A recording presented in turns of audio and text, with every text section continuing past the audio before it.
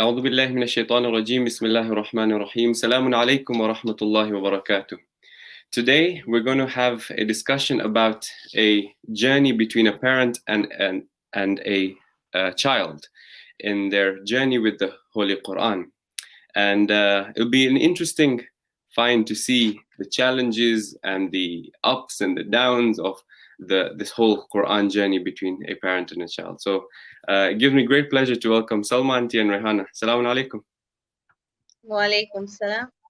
Thank you so much for joining us on this conversation, and inshallah we can learn a lot about your individual journeys and your collective journeys with the Holy Quran.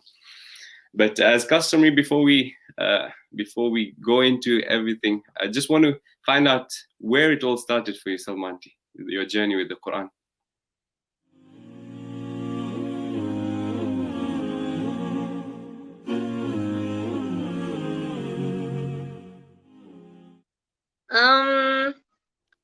Let's say I had a background for it with my mom. Okay. Like she used to recite a lot, so I think I got it from there. She used to recite loudly at home. We used to have not Quran sessions at that time, but maybe I used to pray namaz next to her. Okay. So she would make me recite loudly. And then I think I could also say that the teacher that I had at that time, Mullah Karmali, I don't know if you know him, Mullah Chui, he used to be I heard called. the name. Okay.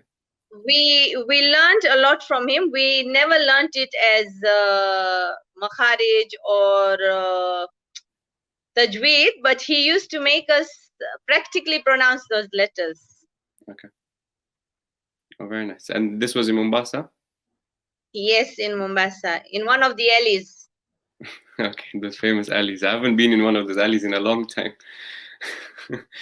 So that's nice. So just by telling you how to pronounce and what to pronounce, that's how you learned the Quran. Yes, so with your mom and Mullah Chay. And what about yourself, Rehana? Where did it all start for you? I think growing up, we used to go to Sakina Bai every day.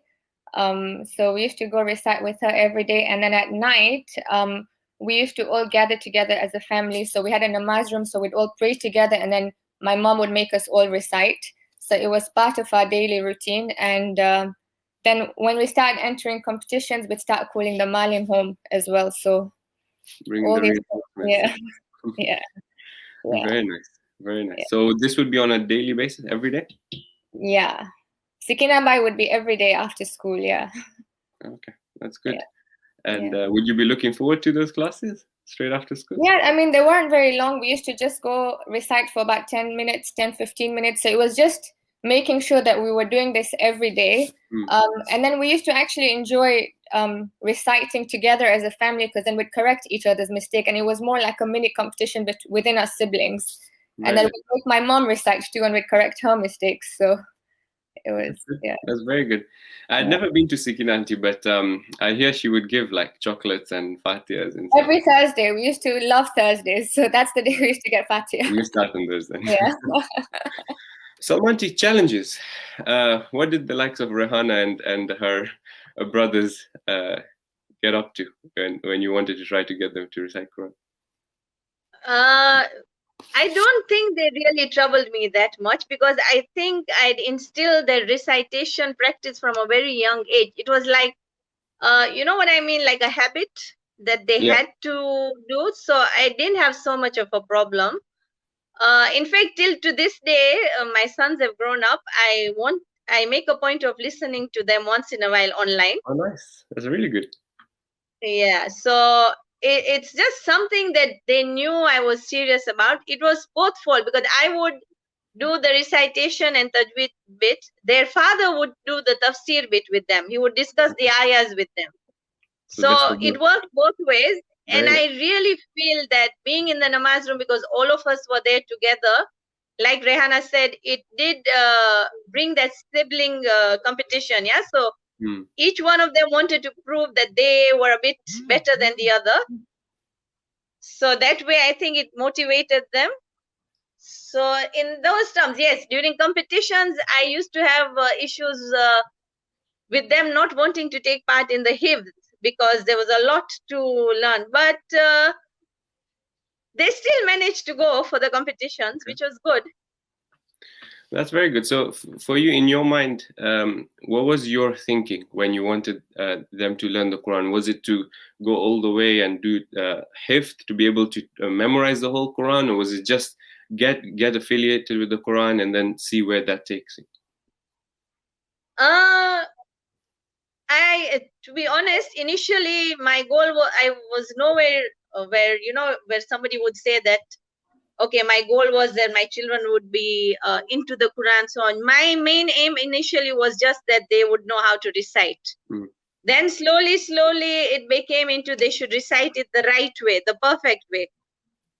And then after a few years, it became more into that they should understand what it was talking about. So I think slowly my goals changed. Once they reached that state, then we would move a bit more forward. And I feel, yes, the translation, the tafsir that we do within on competition level or in madrasa really help the children. Yeah. Okay, that's good. So you feel it's a stepped approach. So start young and a stepped approach rather than going all out from beginning. I also feel because, you know, like for us within the family, they used to listen to the Quran in the car.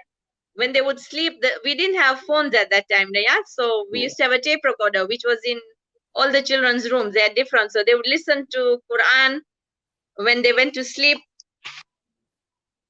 So I don't know, that I think also sort of brought that kind of push in them, yeah, like that they had to know. Or they would listen to du'as even sometimes. Yeah.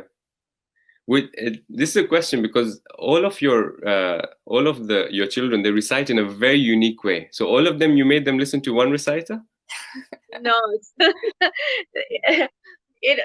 it's not that. It's just that, you know, we used to go to Umrah quite often. So they would look, I remember them they would listen to a qari and they'd go, okay, this one's good, this one's good. And each one of them have a separate kind, they don't have the same voice. Yeah, one is heavier, one is lighter. Yeah. So they would practice here and then we would tell them 3 out of 10, 5 out of 10. Like if you will notice that some of my kids have a similar tune, but if you will notice, Sajad Ali doesn't have the same tune because his voice was heavier. Yeah. So we told him, please stay out of it. I think it's just like lots of qaris, so I think everyone just got a combination of everyone's tune. Yeah, but I remember growing up, like you could know that one of the brothers is reciting because they all had a similar tune. But it's nice, it's good. So listening to the recitation constantly is important, right? Whether they're sleeping, whether they're in the car or doing anything. Obviously, Salman, you've had kids of different ages. So you had your first 3, 4, and then you had Ali Rida. The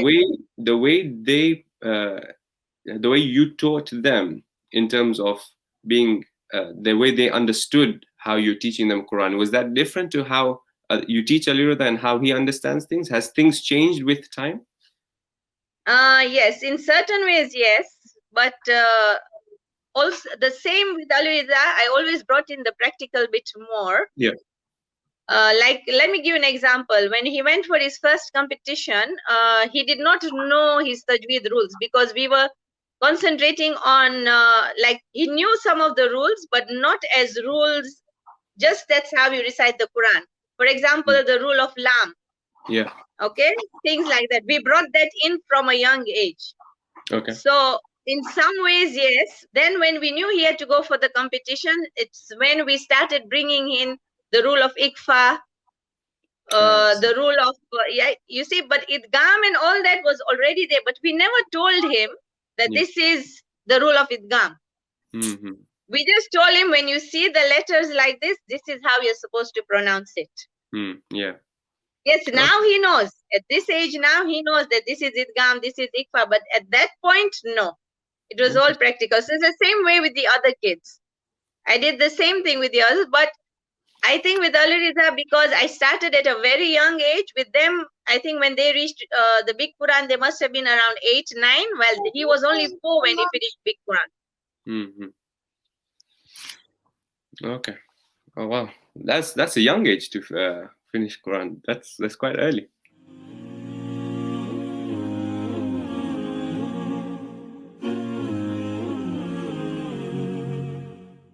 Now with Makharij, just been thinking about the letter Gha and Kha. And lately I've been thinking, obviously we've grown up with it and I haven't thought about it, but they both come from the same place, but they're different.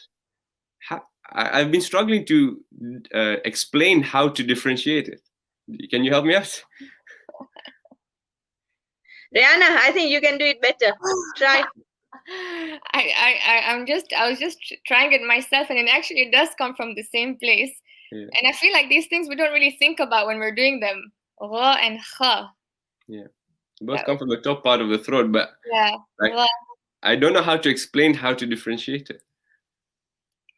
Yeah, so I don't know if this would help. I remember teaching Al-Rida saying gate, Ra, and when you want to cough, and what do you say? He goes, Ka. I said, no, Kha. So that's how we used to teach him.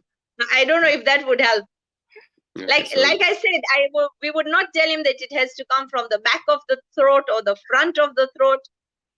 You get what I mean? Yeah. I get that can get confusing for kids when you say which area it should come from. Yeah. There's some scientific names that I don't dare repeat over here, but like even I can't grasp those. There's some malims that are like the scientific approach, but I feel we need to start simple, and then if you want to, I mean, like what we've done, the best way has been to be listening to someone reciting and then copy that, and that has been working quite well for a lot of people. 100%. So ga as in gate, but then a bit heavier, and so gha, and then kha as in if you want to. Yes. No, that makes sense. Kha, if you're not well and you have bulb. What's bulb? Yeah. That's interesting. Okay, no, thank you so much for that. Thank you so much for sharing that with us. Inshallah, I've definitely learned how to explain gha and kha now. And thank you so much for sharing your journey with us. And I think there's a lot for us to learn in terms of the mother-daughter approach, the parent-child approach, and how things have changed with time. So inshallah, we can all take lessons from this and be able to help each other improve our relationship with the Quran. Assalamu alaikum wa rahmatullahi wa barakatuh.